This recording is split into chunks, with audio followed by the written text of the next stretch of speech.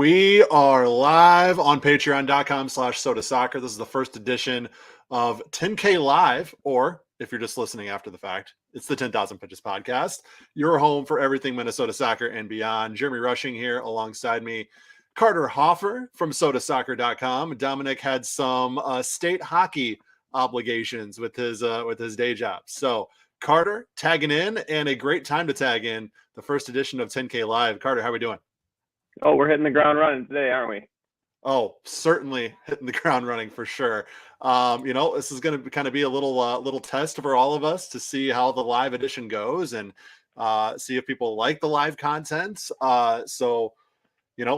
Thank you so much for tuning in. If you are tuning in, you have to be a Tier 3 Soda Soccer super sub to tune in live each week to the 10,000 Pitches podcast. So how that works is you just go to patreon.com/sodasoccer, and you'll see you have three different options. The $3 a month tier kind of, gets you just supporting our work.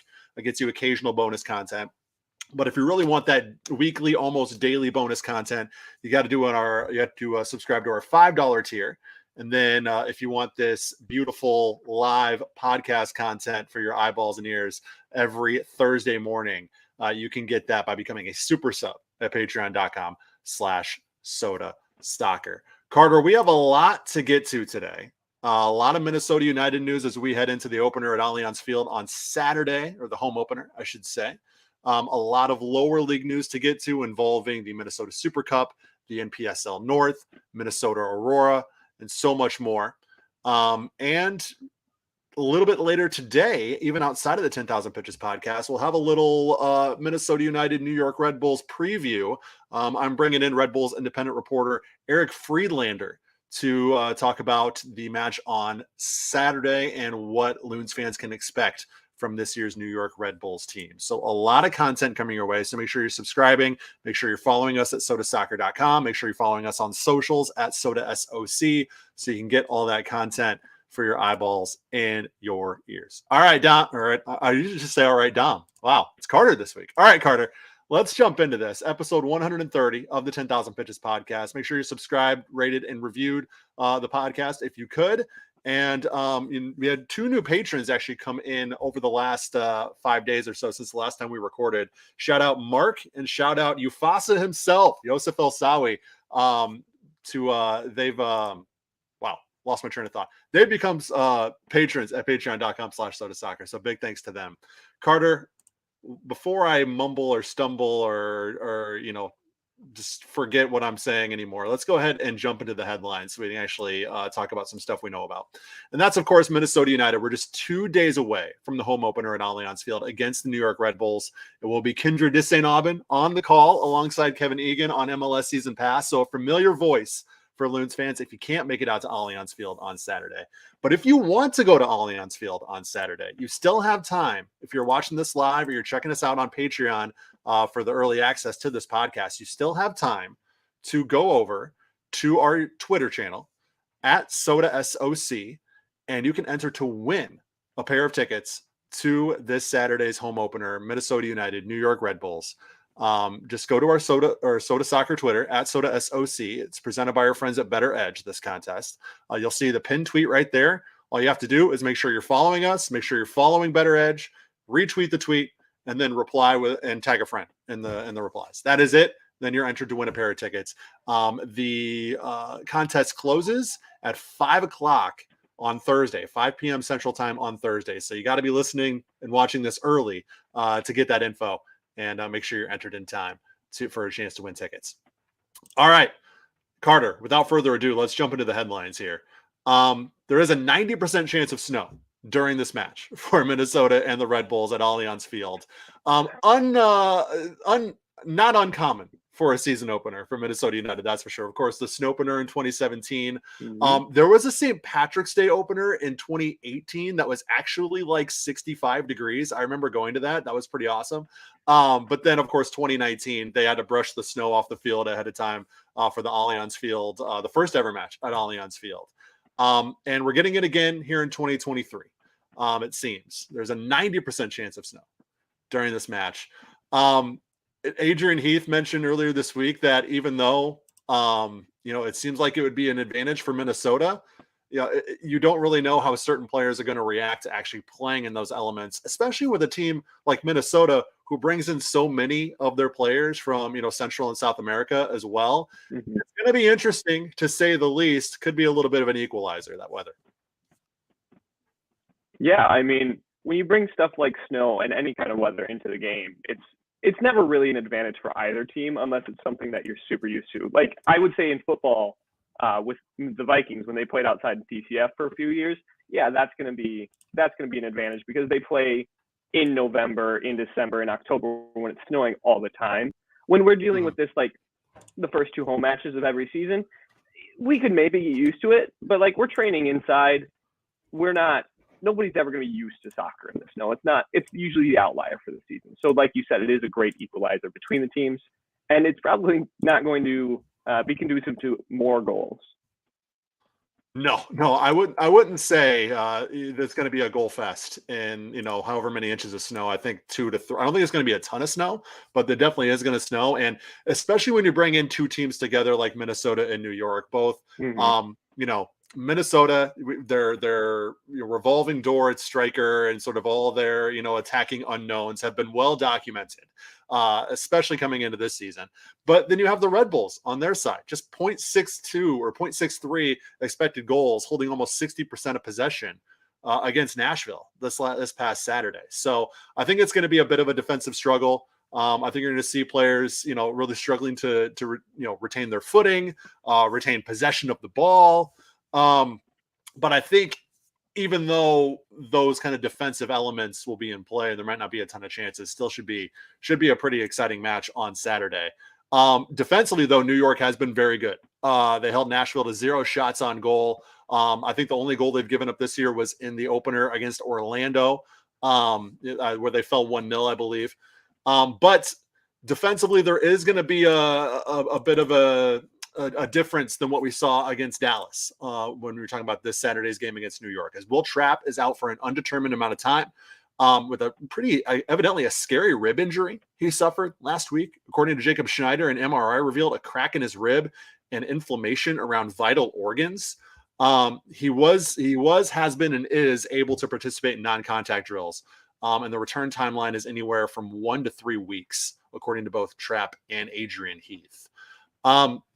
Does this Will Trapp injury sort of impact the way you think about Minnesota United's chances in this one? Because in the Dallas match, one of the biggest reasons they were able to get a win and hold Dallas scoreless was their ability to sort of contain the tempo of the match. And that was largely done in the midfield with Will Trapp and Kervin Arriaga.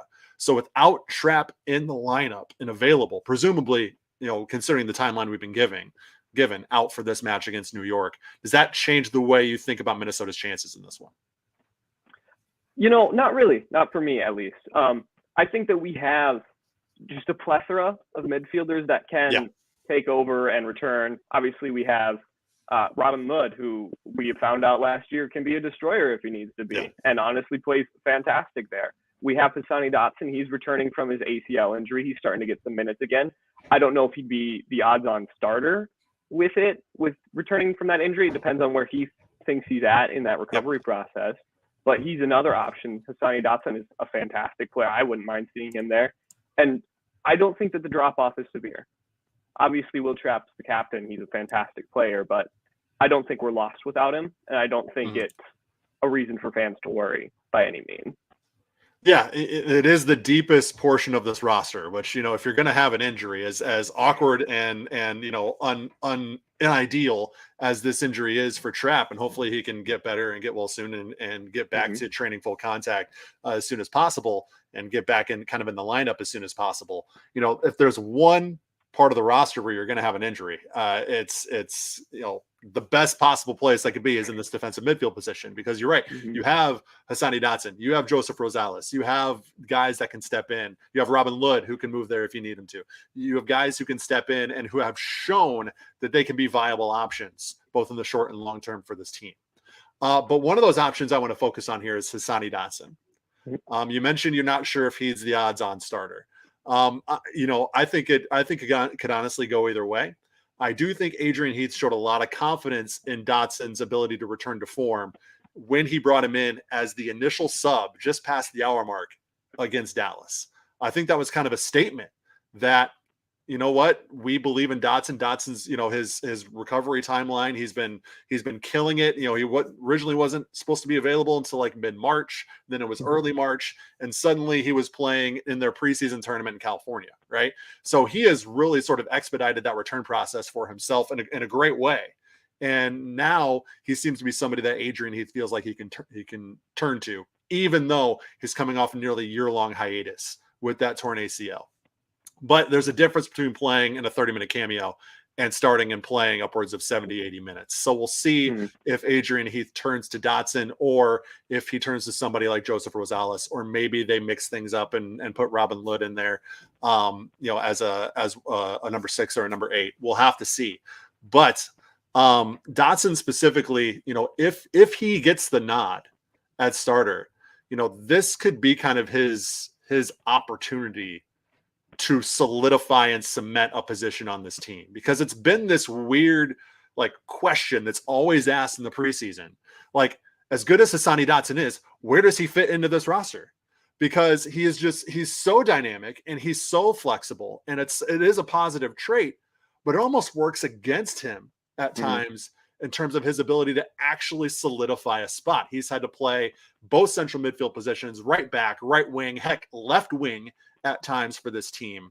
And that doesn't exactly do you any favors in terms of, A, solidifying a spot, but B, getting a look by, say, the U.S. men's national team for an option. So maybe, just maybe, if Hassani Dotson is the one to get the nod, as unfortunate as it would be for somebody like Trapp, who, this isn't necessarily his fault, this isn't any of his own doing, maybe this sort of forces the torch to be passed in a way, as opposed to, because we thought it was going to be Ozzy Alonso passing the torch to Hassani Dotson for that number 6 spot.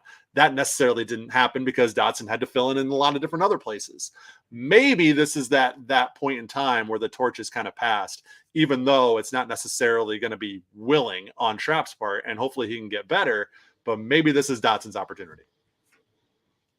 Yeah, I could absolutely see that happening. Like you said, we all expected Hassani Dotson to take over for Alonso. It was kind of writing on the wall, and then it just kind of disappeared with him playing everywhere.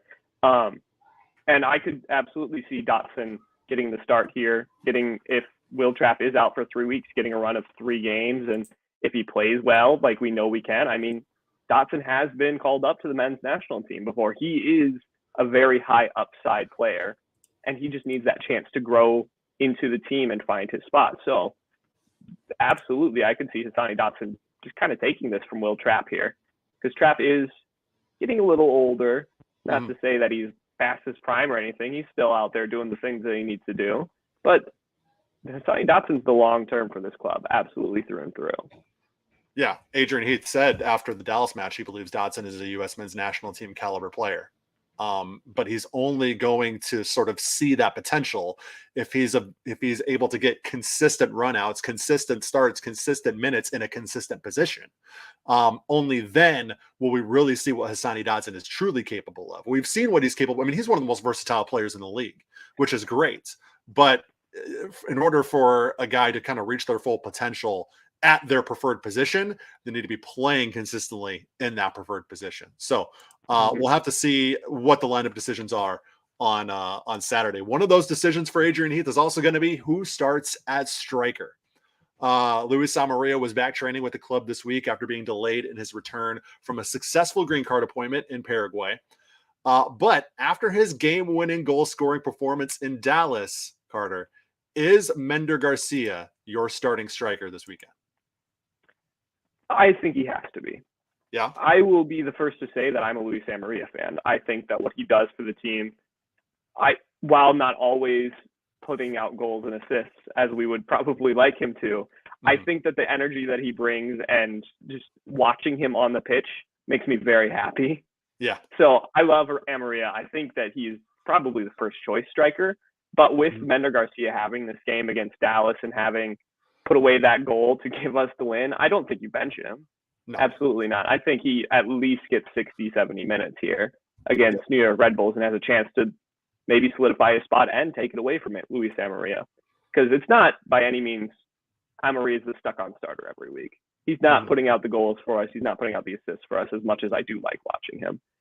So I think Mender absolutely should start this week. I think it's his chance also, like Dotson, to just solidify that being his spot. Because Mender also has very high upside. He's a young striker. And that's kind of what we need right now. We need something just to give us that little snap, that little kickstart. Yeah, I mean, look, Adrian Heath has shown that if there's a hot hand or foot in this case, that he's going to roll with it.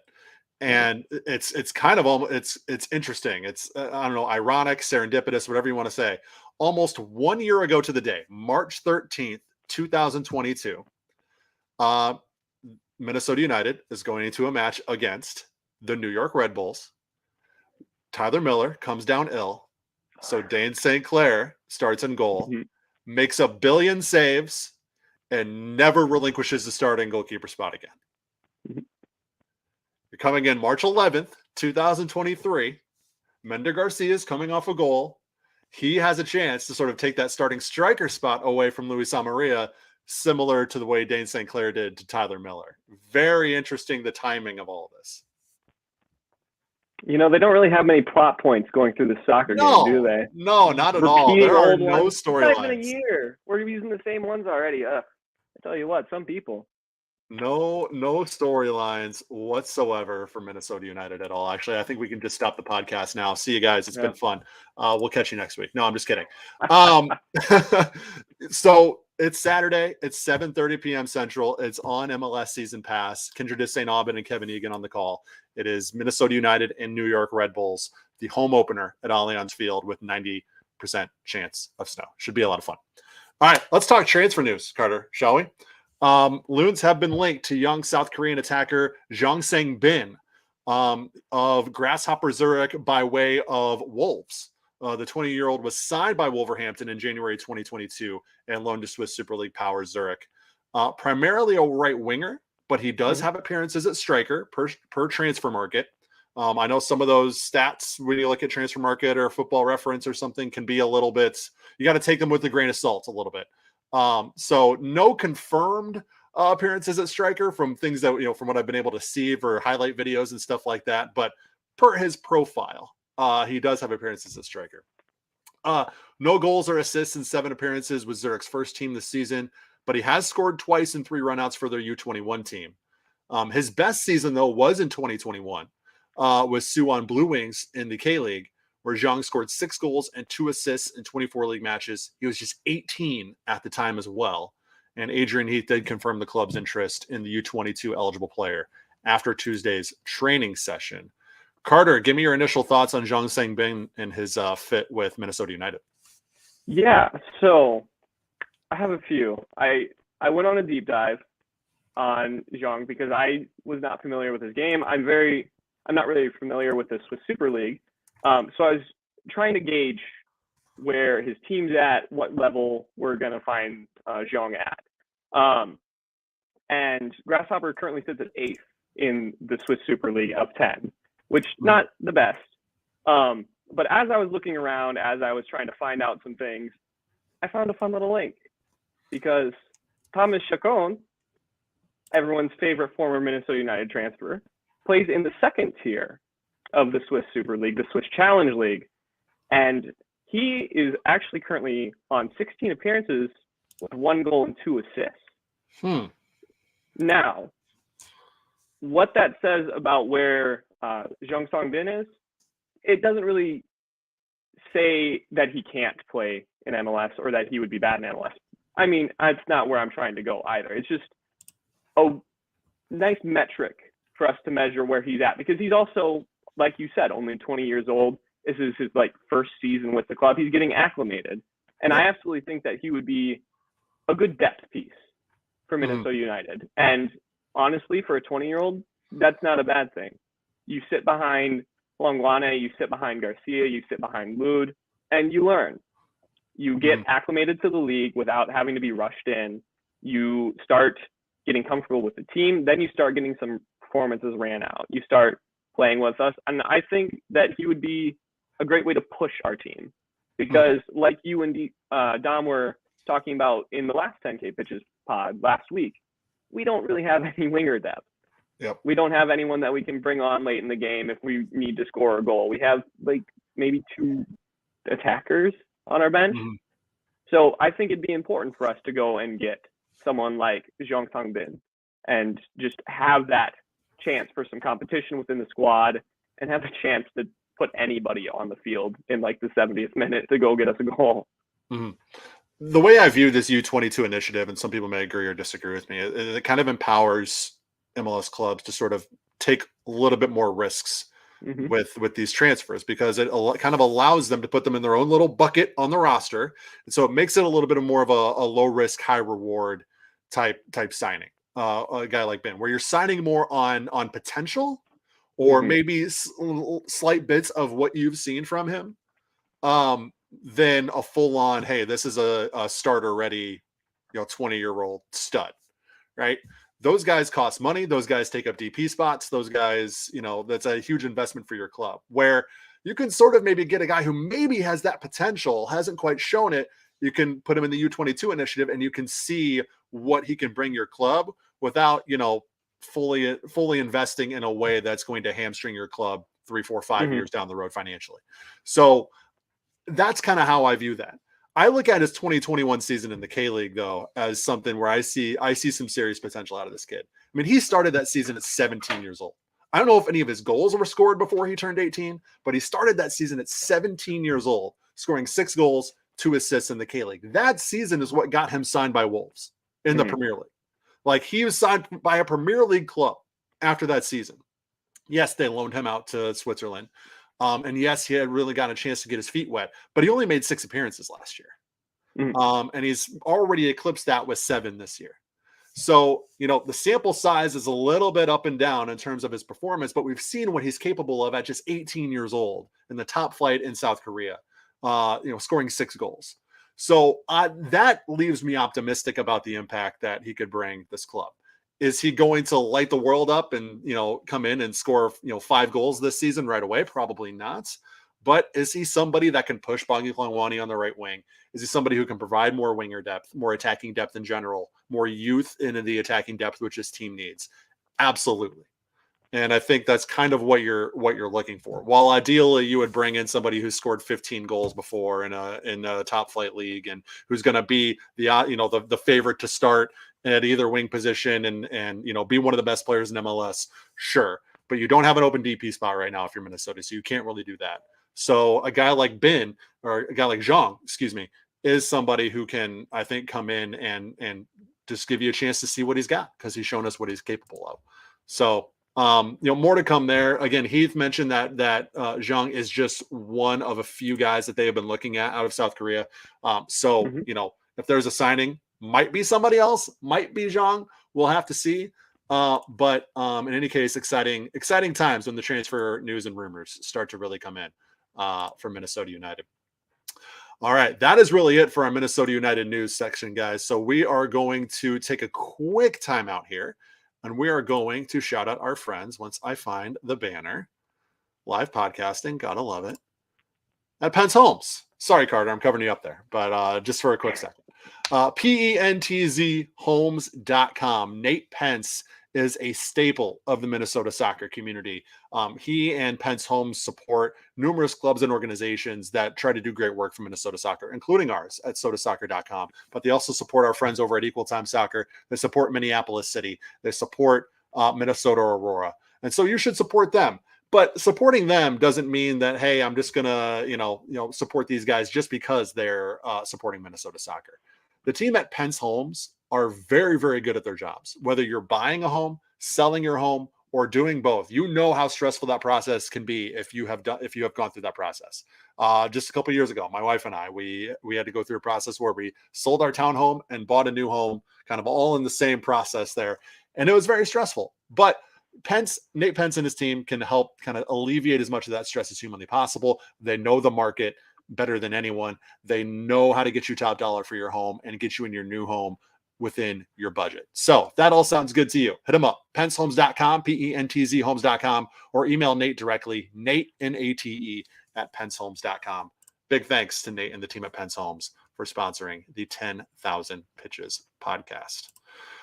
Okay, let's get into the lower league news here, Carter. You are one of our lower league writers here at Soda Soccer. You actually just put out a piece a couple days ago on the Minnesota Super Cup groups. Mm-hmm. So that is where we are going to start.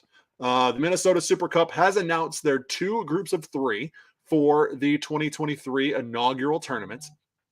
And, they know what they're doing when they're putting these groups together. I don't think there was just some sort of randomizer situation where they're drawing names out of a hat. I think this has very much like U.S. Open Cup vibes for me when they're drawing the teams, but it's like it's Minnesota and Madison, it's Miami and Miami, like this not random, right? Mm-hmm. This was not random when putting these groups together by the Super Cup, but I think we're all better for it. Duluth FC, Minneapolis City, and Minnesota United U19s are your Group A. Both Duluth and Minneapolis City have faced forms of Minnesota United in closed-door settings in the past, but this will be the first time that their respective matchups are public and able to watch in the public, and the results are public, and all the information is public from those matchups. Factors to keep in mind concerning the competitiveness of this group, despite the presence of an MLS academy. Duluth FC lost 6-2 to MNUFC 2 in a closed-door friendly last year, facing a side that included full-time pros like Justin McMaster, Emmanuel Iwe, Alex Smear, and Nabi Kiminguchi. Pretty good considering. And then the Minneapolis City Futures won a friendly against the Minnesota United Academy. I believe it was the U17s, 3-2 in 2021. So this is, even though there is an MLS academy involved, I do think that this group is going to be highly, highly competitive. And I don't necessarily think it's a shoo-in that Minnesota United gets through, considering the quality of both Minneapolis City and Duluth. Yeah, absolutely. I mean, when you get big names like Minnesota United, you start to get like, oh, well, obviously they're going to go through. But like the competitive nature between these teams, there's not much of a difference. Just for an example, last year when I was covering USL2, there was a Minneapolis City player called Moloch Mesnavi. Mm-hmm. And you may have heard of him. Yep. He was signed by Minnesota United. He played for the U19. He dropped a ton of goals, and they immediately brought him up to MNUFC 2. Yep. So there are players within these semi-professional, pre-professional leagues that Duluth and Minneapolis City play in that can easily just directly move on to these professional clubs. Minneapolis City just had, it was 2 or 3 players. 3 players. Drafted. It was 3 players. Yep. Drafted in the MLS draft just this last year. These are basically professional players. I think that Minnesota United U19 team is going to have a tough time with Duluth and Minneapolis City, actually. Yeah, I agree. And this is going to be really interesting. And Group B is very interesting as well, because you have teams from 3 different leagues that have really never gotten a chance to cross paths before. And that is one of the beauties of this tournament. You have Med City out of the NPSL North, St. Croix out of the USL League 2, and Aurora FC out of UPSL. It will be each team's first time facing one another in a competitive setting, which is cool. And this is a chance to kind of see where these leagues stack up as well. How does NPSL compare to USL League 2? How does UPSL compare to NPSL? This is a chance for these teams to really show not only their quality, but they're kind of representing their respective leagues in a way as well in this setting, in this tournament. Yeah, I mean, it's going to be very interesting. And honestly, that's what we want the Minnesota Super Cup for, right? Yeah. We want to see where all of these teams line up against one another. We want to see where all these leagues that we all follow so closely. I mean, we all have our teams and we all want the bragging rights. Yeah. So that's what this is a chance to get those bragging rights. And I think, honestly, what the most interesting part of this is going to be is where teams prioritize the Super Cup in the midst of their fixtures. Absolutely. Yeah, I mean, look, I think that teams are going to prioritize because A, the bragging rights, but B, this is another platform for these players to show what they can do against cross-league top-level competition. Like honestly, for a player on Duluth's team to say, hey, I scored a brace or I scored a goal against Minnesota United's academy. Like, that's something to add to the resume. That's something to add to the highlight reel. right? So I think that these players are going to be really, really hungry to perform in this setting. And I think they're going to be very, very willing and able to take on the opportunity. Now, if you're a Minneapolis City, for example, and you have a USL League Two playoffs coming up, and maybe that impacts things because of the way the timing is going to line up with this tournament. But I also think that because of the competitive nature and because of the opportunity for these players to show out in a setting like this, I don't think we're going to see much, load management or rotating or whatever you want to call it, because I think these players are going to be hungry to really perform on that stage. Anything else on the Super Cup, Carter, before we move on? No, you got it. All right. So UPSL Midwest West Premier Division clubs have been announced for the 2023 season. We call it the UPSL North because UPSL Midwest West is just too much to say. But anyways, Austin Villa, FC Minneapolis, Granite City, Maplebrook 58ers, Minneapolis City, St. Paul Blackhawks, St. Croix, Superior City, Twin City FC, Vlora, and Worthington Community are your 1, 2, 3, 4, 5, 6, 7, 8, 9, 10, 11 clubs in the UPSL North Conference this season, or UPSL North Division, I should say. This division has grown quite a bit. It was originally slated to, thought to just be the Twin Cities Conference, if you will. But, we're growing throughout the state. You have teams representing Austin. You have teams representing Southwest Minnesota and Worthington. You have multiple teams now from the Wisconsin side of the border. This is really exciting, and it's nice to see the UPSL grow because I think, when you look at the rung, people have an assumed pyramid, if you will, of soccer in Minnesota. And it's, USL League Two, NPSL, UPSL. But as we just mentioned, the UPSL has Vlora representing it in the Super Cup, but it's also growing in itself. And I think the more you can kind of grow the presumed bottom of that, the better it's going to be for Minnesota soccer as a whole, and an even greater spotlight is going to be put on Minnesota soccer as a whole. And so when you're looking at players not only locally but nationally who are looking for a place to play over the summer, if they can see the type of competitive soccer that's being played at all levels in Minnesota, that's going to be a spot they want to play. Oh, absolutely. I mean, if you know anything about the lower levels of Minnesota soccer, you know how competitive and how great it is down there. Seeing all of these teams, I mean, an 11-team division, almost exclusively based in Minnesota and then like the borders of Wisconsin, is fantastic for growing the sport within the state. It's the kind of thing that really gets the ball moving and makes the sport become even more popular and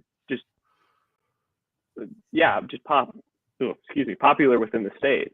Yeah, no, 100%. I think that's going to be a lot of fun, and that's going to be something obviously we'll be keeping a close eye on and bringing you coverage of all summer long as those matchups get announced, schedules get announced, and we start getting games. Speaking of schedules, we have an NPSL North schedule, Carter. A kind of a schedule. Teams are slowly releasing their own schedules, and then we're putting the pieces together as to what the overall schedule is. But we have three pretty high-profile matches to kick things off on May 13th for opening weekend. You have Dakota Fusion hosting Med City, Joy Athletic welcoming a revitalized Lacrosse Eris program, and then you have Minnesota Twin Stars hosting Duluth FC. Now, again, if you're looking at this and you're wondering, why am I not seeing Minneapolis City? Minneapolis City will not be in the NPSL North this season. They are fielding one sort of main team in USL League Two and sort of using UPSL still for their futures program. So no Minneapolis City in the NPSL North, but we have seen other teams really up their game. I mean, last season was a 2-horse race between Med City and Duluth. You had a team like Dakota Fusion really stepping things up. Twin Stars, had a great season in their return. So this is going to be, I think, you're talking about competitive. I think you're going to see things get really competitive and still be really high quality soccer. I think, for my money, just looking at the rosters, I think Med City is probably still, for my money, the odds on favorite to win the conference for the second year in a row. But Duluth is going to be looking for some payback for last year. And I think, again, those mid-tier teams like Dakota, like Eris, like, those other teams, I think they're going to kind of step up again this year too. And we'll see if anybody else can kind of enter that top tier. That'll be something I'm really looking for. Yeah, I mean, I wouldn't be surprised to see any of these teams take a massive step forward this year. The league and the conference in general is much more open this year. it's got the chances to be just this massive glob of teams just fighting it out to try and get to the top of that conference and just try and unseat Med City and Duluth being the resident champions over there. Since, I mean, it's been Med City, Minneapolis City, and Duluth for the longest time that have just been taking that one away. These other teams are going to be hungry for it. They want to take that step forward. For sure. And I think it's going to be interesting to see which of those teams is the one to sort of take the step forward, or which teams are the ones to kind of move up into that upper echelon and maybe give Duluth and Med City a bit of a push in 2023.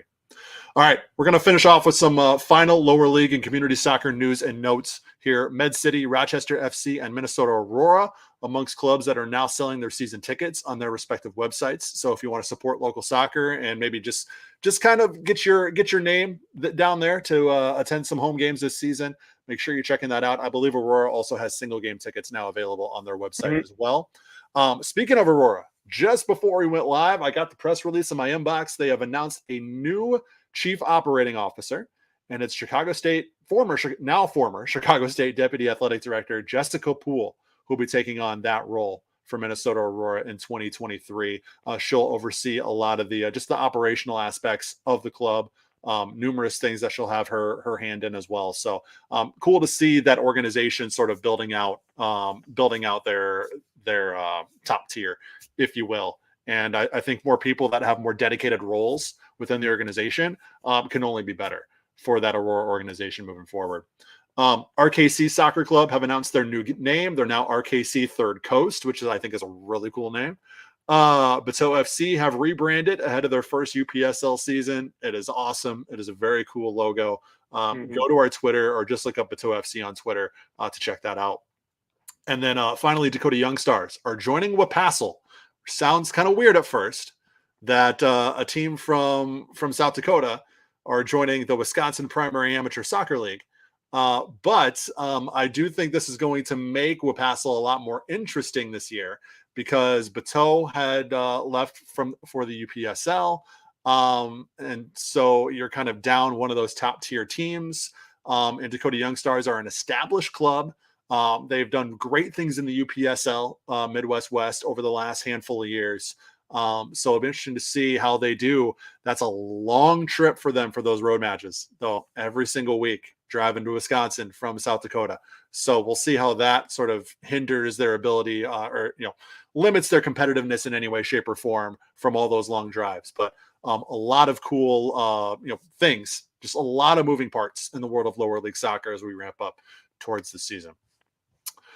All right, Carter, shall we make our picks for this weekend, presented by BettorEdge? BettorEdge.com, BETTOR edge.com. If you go there right now and you use BettorEdge.com/loons as the URL, or just go to BettorEdge.com and use code loons, you will get $20 free in your account. But you don't have to use real money to play at BettorEdge either. You can use their Edge coin, which is kind of their play money as well. So you can still participate in the app, make picks on the app without investing real money. You can definitely invest real money if you want to, but they also have the Edge coin feature as well for you to do that. All right, Dom. So here's kind of the Dom. Sorry, Carter. I'm so used to saying Dom, but you're Carter. Here's kind of the rundown of matches this week in MLS. But of course, we're going to start off with Minnesota United and New York Red Bulls. Once I can find it on the rundown here. There we are, right here. So we're going to start off by making our picks for this game specifically. If you look at the odds here, Minnesota United, a slight underdog at home to the Red Bulls, plus 108 here, which means if you bet $100, you're going to make $8. If you bet $10, you're going to get $10.80 back if you win. Or you're going to win $10.80, I should say. So you would get $20.80 back. But anyways, you get more value for betting Minnesota United than you would for betting the Red Bulls. The Red Bulls are favored. And then the over-under here. Over 2.5 is the favorite, is the underdog in terms of the over-under bet, according to BettorEdge. And under 2.5 total goals is kind of the favorite option here. So you make less money for betting the under 2.5 because it's the more likely option. You make more money for betting the over because it's the less likely option. That's kind of how that works if you're new to betting and how these lines work. All right, Carter, I'm going to let you go first. What's your pick? Whether it's Minnesota, New York, the over or the under what is your pick for Red Bulls and Loons? I mean, I quite enjoy winning. So I think the most obvious thing here is hitting that under. Yeah. Minnesota has 1 goal in 1 game. New York has 0 goals in 2 games. Their entire goal total on the season is under 2.5. And I don't think that changes in this game, in the snow, in the cold. It's just not very likely. Yep. No, I agree. I'm actually rolling with you on this one too, Carter. I think under 2.5 goals. You just look at this, even if you take the weather out of consideration here, you look at this from just a team standpoint. The Red Bulls have struggled to score, but they've also been very, very solid defensively in the early portion of the season. In Minnesota United's first match, we saw that revamped defense really, really give FC Dallas some headaches. A front line of FC Dallas that includes Jesus Ferreira, that includes Sebastian Lletget, that includes Alan Velasco.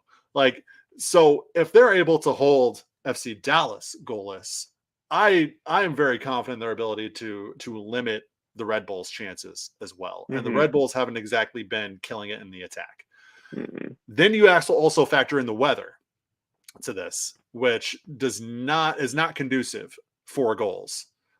Even though you're not making as much money with this under 2.5 bet, I'm with you, Carter, that the odds are still good enough where I'm taking under 2.5. I'm actually going to lock this in. Going to put 40 edge coin on this. So if you see I bet 40 edge coin, I make 71.54, or I get 71.54 back. So I a little less than double my money there, or double my edge coin, if you will.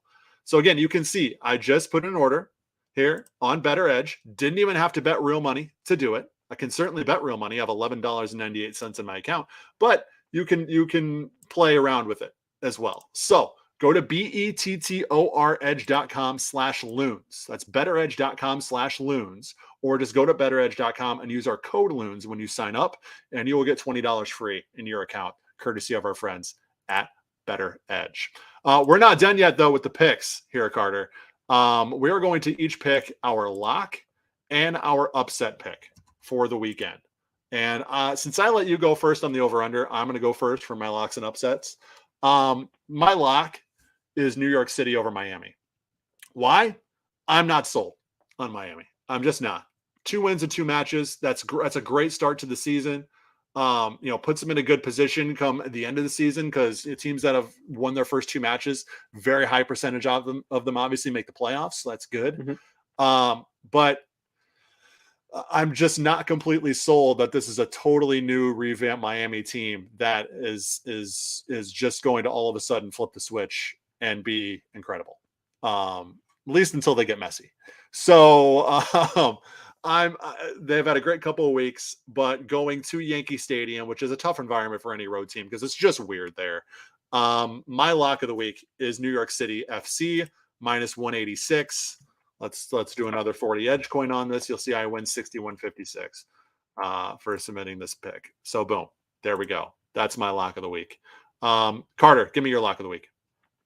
So my lock of the week, we're going to go a little farther south. We're going to take Nashville over Club de Foot Montreal. Okay. Montreal just has had a very rough start to the season. They lost to Austin. They lost to Miami, who is on the losing side of your lock. So I am definitely not seeing Montreal getting any sort of result against Nashville, against Hani Mukhtar, against Walker Zimmerman. I just don't think that they have it in them to stop Hani, and I don't think that they're going to get past the Zim. And the man himself, Minnesota's own Teal Boonberry. I mean, who's gonna beat Nashville when Teal's in the lineup, huh? That goes without saying. Exactly. All right. My upset pick, and I don't know how this is an upset pick, but I'm taking it. Seattle on the road at Cincinnati. Sounders have been on a rampage so far this year. And I agree Cincinnati's good, and they're going to be contenders in the East for sure. Maybe even host another playoff game this year. But, man, I don't know who's beating Seattle right now. I really don't. And it should be noted with these picks on BettorEdge, there's no draw option. So if there's a draw, it's a push. So you don't lose any money if there's a draw. You don't win any money if there's a draw. So I should note that too. But I think the Sounders are at least getting a point out of this, if not 3, just because of the way they've been playing, the form they've been in. So I'm betting $40. And as you see, I bet 40 edge coin on this. I get 93.46 back as a return for betting on the Sounders. So you can't go wrong there. Can't go wrong there. That's my upset pick of the week, which is also kind of a lock in a way. Carter, who are you going with? Yeah. Well, I definitely don't have as pretty of an upset pick as you do. Goodness, Seattle's an underdog. But I am running with DC United over Orlando City. Okay. I like that. So Orlando has been everybody's sort of sneaky pick this year to be kind of contenders in the East. And they are, I think they'll be good, but I also think DC is not going to be completely terrible either. No, so absolutely not. I'm kind of with you there. Orlando is good. They just went down to Tigres and got a result. Like, that's massive. Yep. But there's no way that they come back on Saturday and get another result. They're going to be tired. They're going to be just not ready for it. No, I agree. Excuse me. And again, I don't think DC is the walkover they were last year. Absolutely not. I definitely think because of both those factors, Orlando are an upset alert too. All right. That's it. I think we're done. Carter, first live edition, first time on the 10,000 Pitches podcast. How do you feel? It's been great. This is fun. Yeah, it was fun. We got one more sponsor to shout out before we get out of here, and I don't have a special banner for them. I need to make one. But it's our friends over at Stimulus Athletic. If you are the owner, the coach, whatever, if you are in a decision-making position for a club or a team, and you're heading into your summer season, and you're thinking, man, we could give our kids better jerseys. We could give our team better kits. We could provide some better apparel for our organization. Your team deserves that. Your team deserves custom design jerseys, whether they're kids, whether they're adults, whether they're rec, doesn't matter. Your team deserves custom design jerseys and kits. And Stimulus Athletic can make that happen for you. They've done the same for Minneapolis City. They've done the same for Vlora FC. They've done the same for Joy Athletic. They've done the same for the Anguillan national team. They've done the same for the American Outlaws. They are outfitting some of the most well-known organizations and teams across the soccer landscapes with their jerseys and apparel, and they can do the same for you. They have apparel for teams and high caliber leagues. They have apparel available for rec teams as well, so you don't have to be a Minneapolis City to get a nice kit from Stimulus. It could be your rec league. Stimulus can make that happen. You could not even be involved in soccer. Maybe you just own a business and you're looking for some cool corporate apparel. Stimulus Athletic can make that happen for you too. So just go to stimulusathletic.com and click Get Started and fill out the design form, and boom, they'll be in touch with you. They'll get you a custom design, and you will be stoked about the jerseys and apparel that your team has this season, courtesy of Stimulus Athletic. And guess what? Stimulus empowers you. They have this little feature after you get your jerseys where they actually create you a little store on your website, and you can sell those jerseys to your followers, sell those jerseys to your audience, sell those jerseys to your supporters so you can make money off of them as well and make revenue. That's so important for your club. So make sure you go to stimulusathletic.com, just click that Get Started button. And then they have a little where did you hear from about us thing. Just make sure you let them know that Jeremy and Carter from the 10,000 Pitches podcast sent you there. Carter, any parting words for the nice people out there? Hey, go Loons. Go Loons. All right. We will be back for post Loons. Actually, we will not be back. You and I will not be there. It will be Jacob Schneider and Eli Hoff back here on YouTube and on our Soda Soccer Twitter channel following Minnesota United and New York Red Bulls for another edition of Post Loons. We had like a bajillion people tune into Post Loons last time. So make sure y'all come right back around for Post Loons after that one. They'll go live about 10:30 p.m. Central Time. So, good old Post Loons after dark. We love it. So make sure you're tuning into that. Make sure you're checking out sodasoccer.com all weekend long for your pre-match and post-match coverage. I will be the one sort of writing a lot of the stuff that happens on the website there too. And just make sure you're following us on Twitter as well to stay tuned in with everything at Soda SOC. He's Carter Hoffer. I'm Jeremy Rushing. This has been the 10,000 Pitches podcast. We will see everybody next week.